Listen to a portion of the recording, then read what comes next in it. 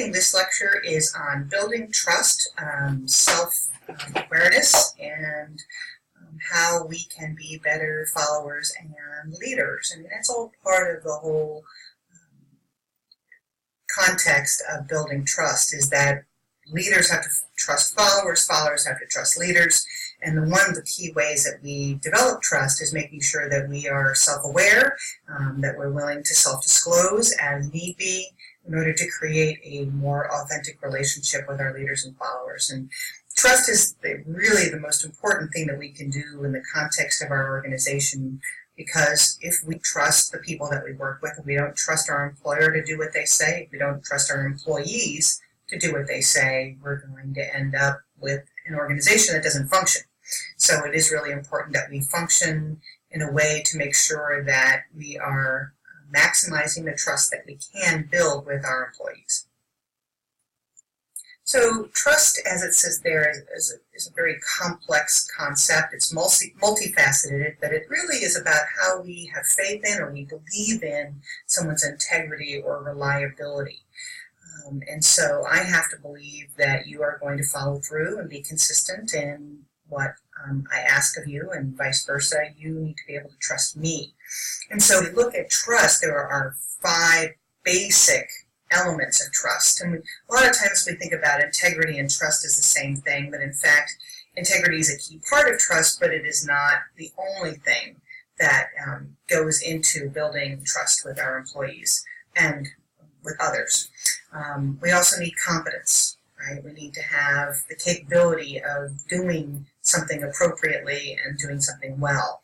We need to have consistency, which means that my level of performance is going to be consistent, my ability to deliver is consistent, you can always depend on me to be able to do something, and I can always depend on you to do something. It also has an element of loyalty, and loyalty is very important. If we want to trust somebody, we also know that if we trust them, that we're going to be loyal to them. It means we've got their back, and they should have our back. Lastly, elements of openness. We need to be open. We need to be able to self-disclose elements and essentials of who we are as people, what our values are, what's important to us. So these 5 things are key, and all of those have to be worked on and developed in order for us to have trust. There are a multitude of things that we can do to be able to build trust, and the organization has the responsibility itself to make sure that it is creating a context where trust can thrive. And so to have a culture where trust is a big part of that, it emphasizes having deep relationships with others. And that's not to say that we are best friends forever and we're going to have all our meals together and vacation together. And that's not what we're talking about in terms of depth. Depth means that we understand each other, that we understand each other's values, that we know and we can anticipate what each other needs, and we work together cooperatively. That's the depth of relationship we're talking about. People need to understand their roles and their responsibilities and what is important to the organization, and what they owe to the organization and vice versa, what the organization owes to them. And those boundaries are very clear between the parties about what is expected of me, what is expected of you, and what is expected of the organization to support us. Communication has to be transparent, frequent, timely, forthright. We need to make sure when we're talking to our employees that we are not hiding things. Clearly, there are times when we can't give full information, we can't disclose something because it might be a company secret or we may not have full information and we don't want rumors to start. That's a different thing than assuming that our employees can't handle something or shouldn't know something when in fact it's something that they could very well know about and should know about. So we don't want to be hiding things from that. We want to be upfront about stuff and as transparent about stuff as possible. An organization with a good, strong culture of trust also cares about self-esteem, and it cares about making sure individuals feel like they can succeed in their job and that we don't tear people down in order to make them, to help them to succeed. We build people up to help them to succeed. Self-awareness is also goes part and parcel with that, I have to be what my hot buttons are. I have to be aware of what my strengths and weaknesses are. And when I'm aware of those things, it makes it easier for me to be more authentic with others. We need to have high levels of skill competence.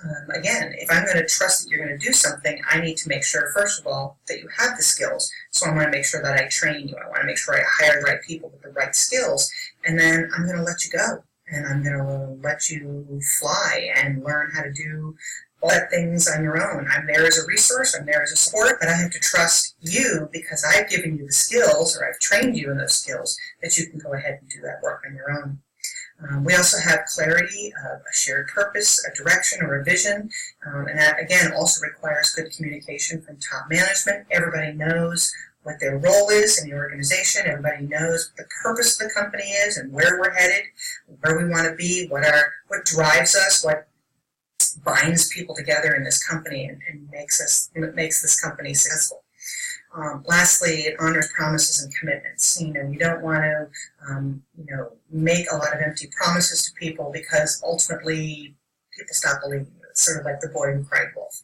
You can only say there's a wolf here so many times before I stop believing you and that there's not a wolf. And it's the same thing with the company. If the company says, oh, yeah, we're going to do this, we're going to do this, we're going to do this, ultimately, in the end, you have to follow through. And if you're going to make a commitment to do something, follow through and make that happen. And the employees are expected to do the same thing. If you're going to promise me that something's going to get done, you need to follow through on it, and you need to get it done at the time that you promised you would get it done.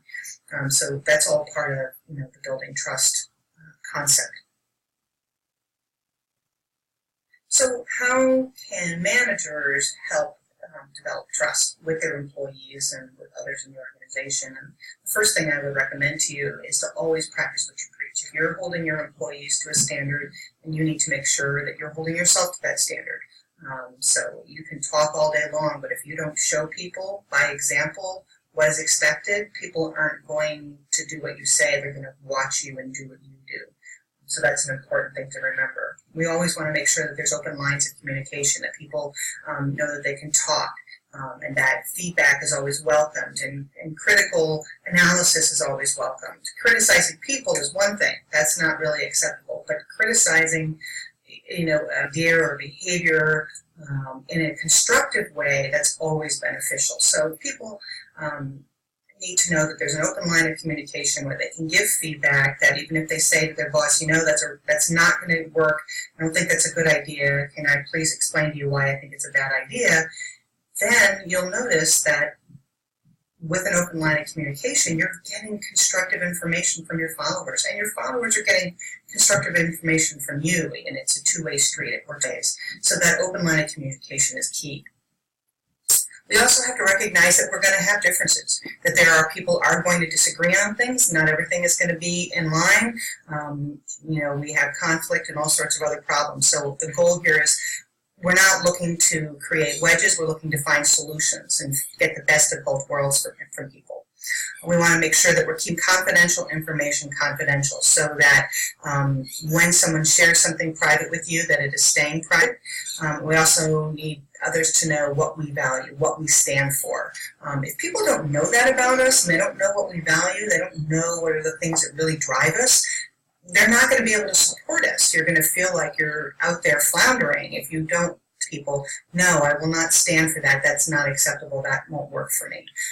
So it's really important that we be as upfront and as open as possible, an open book if we can be, not on every nuance of our private lives, because our private lives are private, but there's no reason why you cannot be authentic and say, no, I value this, and this is really important, and this is how it needs to proceed. Additional tips for managers to develop trust is to make sure that there is an open environment where everybody can be safe, where they can share things with you if they need to, whether it's something personal going on in their life that may make it difficult for them to perform their job the way they want to. And we're not talking necessarily about health issues, but it could be, personal issues. Someone's going through a divorce, a child is very sick, a parent is dying. There's all sorts of factors that are going to get tossed at you. And as managers, you're managing people. You're not managing robots. You're not managing raw materials. You're managing people who have all sorts of feelings and emotions, and they bring them to work. And it's your responsibility as a manager to make it safe for them to be able to share those things with you. Because if they don't feel safe, they're not going to share. And if they don't share, then you're going to miss out on ways that you can better support your employees to be the best employees that they can be. You also need to make sure you bring integrity and honesty to the table, that you have strong ethics, that you are communicate your ethics and what's important to you. So you understand what your lens is, you understand why you look at things the way you look at it, whether you're a universalist or you're a utilitarian or you're a virtue person or a justice person, kind of doesn't matter. I mean, I think all it really matters is that you let people know this is the frame of reference that I work within, this is the way I think about these things, and hopefully you will be able to help me manage that. Know yourself and know your limitations. Know your strengths, know your weaknesses. That's the first step in good management, is knowing yourself first. You can't manage others if you don't know what your own strengths and weaknesses are. So once you can identify those and you accept where your limitations are, you accept that, this is your decision-making style, that someone else is good at a different decision-making style, that this is your way of dealing with things, but somebody else does a really good job dealing with different things differently, then your goal is to be able to work with those individuals, except when you have to step back and let someone else take over or take the lead for a while. And it's okay. This is about empowering people. It's not about your ego. This is about letting people learn and grow, and also recognizing your own strengths and learning, and you learning from that as well. You want to be credible. You want to be able to demonstrate that you are consistent and reliable at all times. Obviously, there are times when we have to change gears. We would love to be consistent always, but it's not always an option. But the more that you can be consistent in the message that you communicate to your employees, the better off you are. Lastly, we want to avoid micromanaging, because the art of micromanaging, by definition, says I don't trust you. It means I have to hang over you. It means I need to get all this information because I'm insecure. Now, micromanagement is managed in a two-way street, right? The employee has to earn trust. And it's possible until that trust is earned, the boss may be micromanaging, probably more than that employee may be comfortable with. At the same time, once the employee demonstrates competency and they are able to do the work, then that manager needs to step back and say, I trust you, I've trained you, you should know how to do this job, go to town, make it happen. So micromanagement is probably the biggest It's the biggest thing that's going to destroy relationships with your employees, is if you micromanage them every step of the way, even after you've trained them and after you've told them what to do, to still be on top of them. It is a very frustrating, stressful situation to put an employee in, and it creates stress for you. One of the best ways to really manage a micromanager is to make sure they have information. If they have information and they have every bit of information that's in front of them that they can anticipate needing is there, they are less likely to micromanage. And so I think it's really important for employees to recognize what their boss needs and make sure that their boss has what they need so they can feel comfortable too. Self-disclosure, as I said, is an important part of the mix of things that you need to do in order to build trust with people.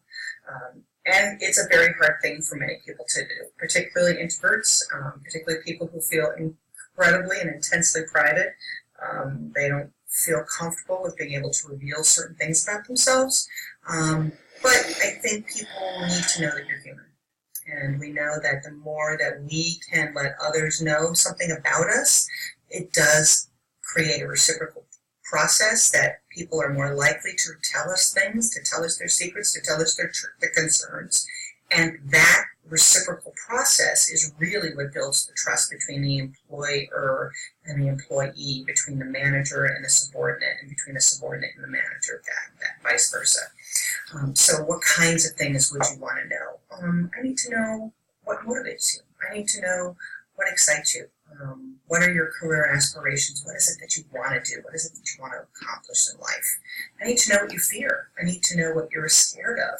And we'd like to all think that we're not scared of things, but we all are at some level or another. So, being able to self-examine and to recognize, what it is you fear and how that inhibits you from being the best employee you can be is really important. You need to be able to talk about your working style. What is the way that you like to work best? In a team, on your own, in a quiet office, with noise surrounding you. Everybody has a different working style, and it's important that we identify that as quickly as we can. What are your strengths and weaknesses? What strengths do you bring to the table? What weaknesses do you bring to the table? All in all, knowing all of these things, like motivations, fears, strengths, weaknesses, etc. These are the things that make us feel a little vulnerable, yes, but it's only with vulnerability can you build trust. If you can't make yourself vulnerable, then you're not going to be able to trust yourself and others. So the biggest and most challenging part of making yourself, to building trust, is to make yourself vulnerable to another person and to say, I have to let go and I have to trust this person's going to do what I ask them to do. So there are plenty of things, though, as we've already talked about in the previous slides, that you can do to help build that trust. You can train your employees. You can make sure they have all the resources they need to do their job. When you've done everything you can to build that trust, then there's no reason why you can't be vulnerable, because you've done everything to help them to be the best worker they can. And they won't let you down. People, if you build an authentic relationship with someone, they have no interest in letting you down. They have an interest in living up to your standards and to making you proud of what they're trying to do.